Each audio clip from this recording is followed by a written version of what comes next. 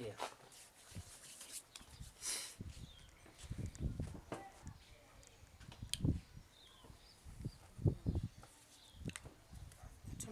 Yeah. Hi, a warm welcome to you all at back there at home, and thank you for joining us in today's episode of our podcast. So today is no different. I will be talking on the topic of effects of underage drinking, which is informative and yet exciting. I know that you must have exhausted your energy on this topic, but it is important, especially because you can see already many people are dropping out of school, pregnancy rate is going up, unemployment, the economy has a strain on it as it is because of underage drinking. So today we have our guests here. It's Fanny, who is from our community, and he'll be sharing with us anything and everything about the effects of underage drinking. Fanny, welcome to our podcast today. Thank you for hosting me. So can you please just give us a brief of what you know about underage drinking? Uh, Let me say, underage drinking is the consumption of alcohol, uh, being done by kids who are under the age of 18. Yeah. Yeah, okay, thank you. So as we are talking about this topic, I know you are legal, right? So Yes. in those underage years, were you also a victim of underage drinking, maybe from the peer of friends or anything sort of that? No, I never experienced that because I spend most of my times playing soccer.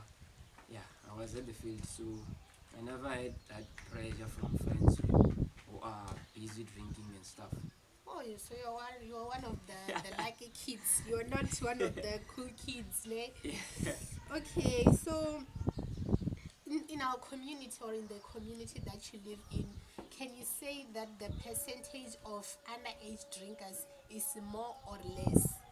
No, looking at our community, I can say out of 100%, we've got 70% of kids who are underage who are drinking. Yeah. Yeah. So have you maybe encountered fights or disengagement between the people who were under the influence of alcohol?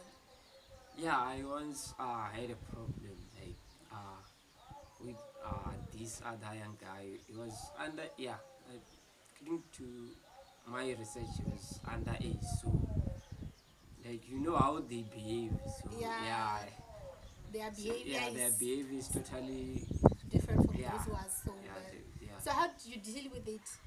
No, sometimes I just had to ignore it because, you don't know what they're carrying.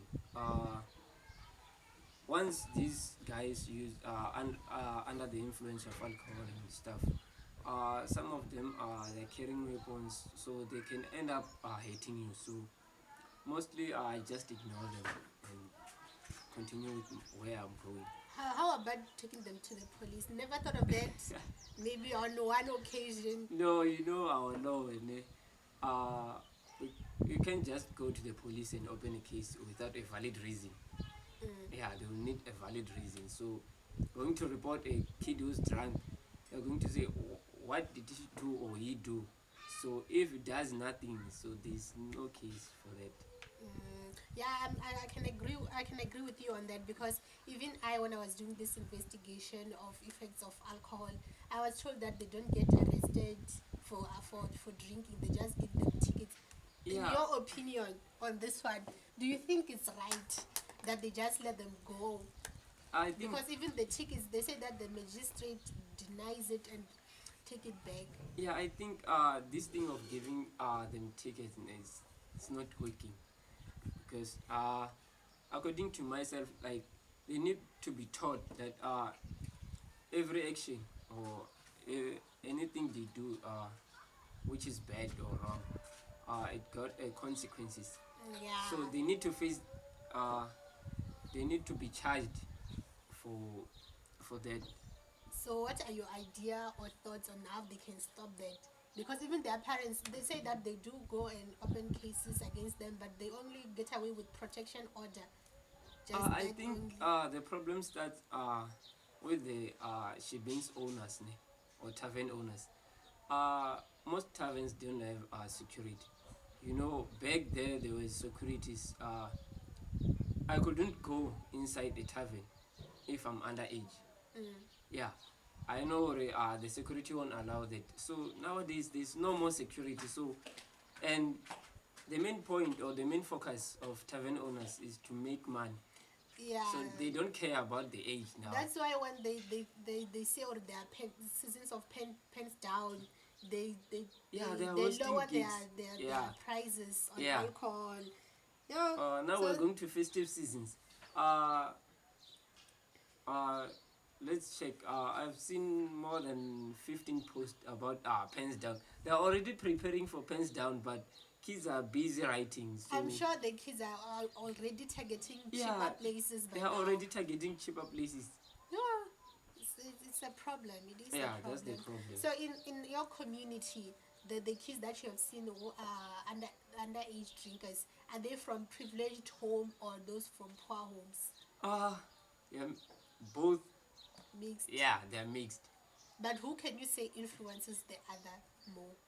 I think those who are coming from privileged background or where they have money to, Mm. so they are the ones who influence others.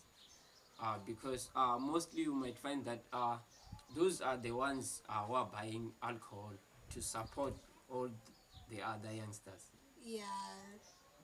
Okay. So, in your opinion or in your idea, how do you think that we can maybe limit this problem of underage drinking?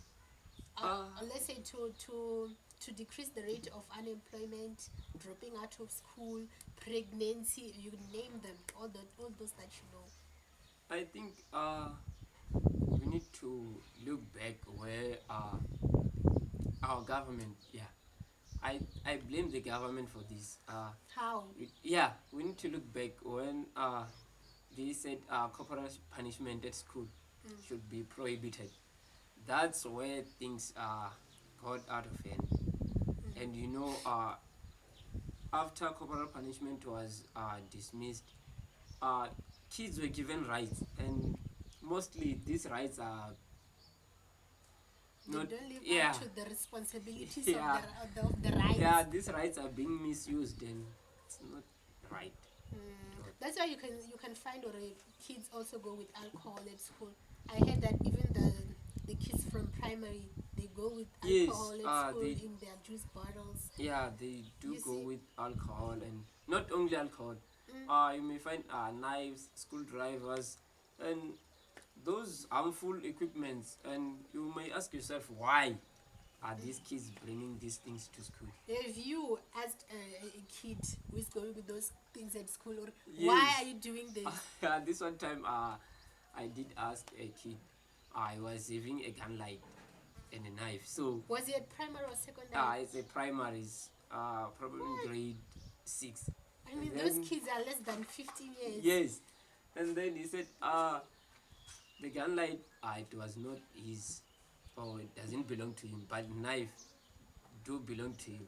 I said, why is it, what is it for? He said for protection. So I But was it's at school. amazed. How? Protection from what? Yeah. Yeah. So in the maybe the dropouts that you see, I see the who chill at the spaza shops, the dropouts, the pregnant dropouts as well. If you ask them, or how did you get here? Yeah, all these things, it's a misuse of rights. They'll tell you they have rights to not to go to school. They have rights to do anything they Mm. feel like doing. Yeah. So, I hear you are saying that they are misusing their rights. Do you think that the parents, the educators, the government, the police are doing enough for these kids to stop misusing their rights? No, I think parents and everyone is not doing enough. But they lie, these kids. How Yeah. are they not doing enough? No, let's check with the government. Ne? The government said we must have rights. Mm. Yeah, we must. And when talking about rights, we take advantage of our parents that if they punish me at home, Mm. I'm going to open up a case. So parents end up not doing anything because they know that a case will be opened against them. And let's check with our law. They are siding with us. The kids. Yeah, they side with us. So that if I can go and open up a case, uh, I'm going to win, whether I'm wrong or not. If I opened up a case against my parents, I'm going to win. Well, maybe that's why parents no Yeah, longer open cases against their yeah, children, because I heard that they only get to be given protection order only, yeah. and if they violate it, there's nothing that can be done. There's nothing that can be done. But isn't this wrong? I mean, if it is me and you, and I open a protection order against you, why do you get arrested? Mara, the kid cannot get arrested when he violates the protection order. Uh, the reason why they're not getting arrested is that once parents do a protection order against me, uh, means they are chasing me away from home. And where am I going to stay? Mara, I don't actually, have any other place to stay, so I have to violate that that protection order and go back home and find no, shelter. actually, they'll give you the what do they call them? That distance. No, they say that they differ. They can give you, they differ from the protection order opened by me and the one opened by a parent. The regulations Or of protection orders. yeah. So how are you saying that they are chasing you away? Maybe they say stop going out at night, and then the kids still does go out at night. Yeah. If they said I must stop going out at night, Mm. and I still go out at night, and they've opened a protection order against me, so there's nothing they're going to do because if ever they try to punish me, I'm going to open a case against them.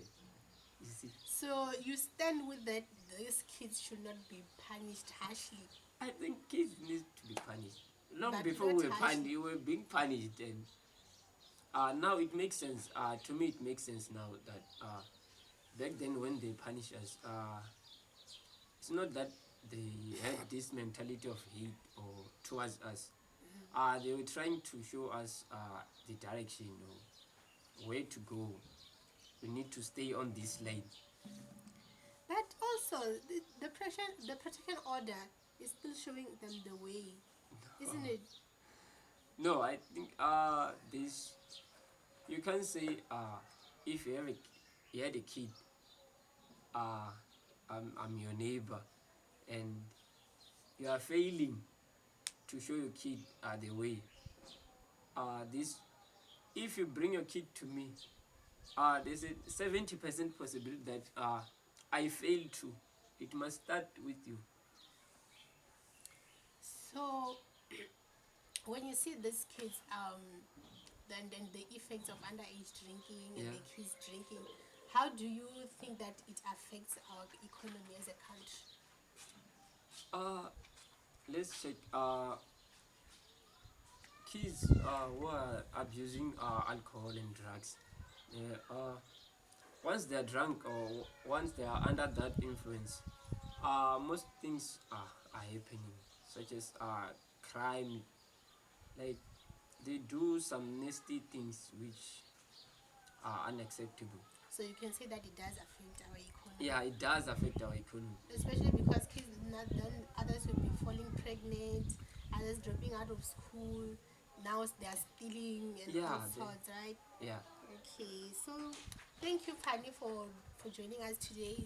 That's all that we had for today. Unfortunately, because of the time, we would have shared more with you if we had enough time. So join us. Make sure that you join us on our next episode of our podcast. Thank you. Goodbye. Thank Yeah. you, friend. Let's see.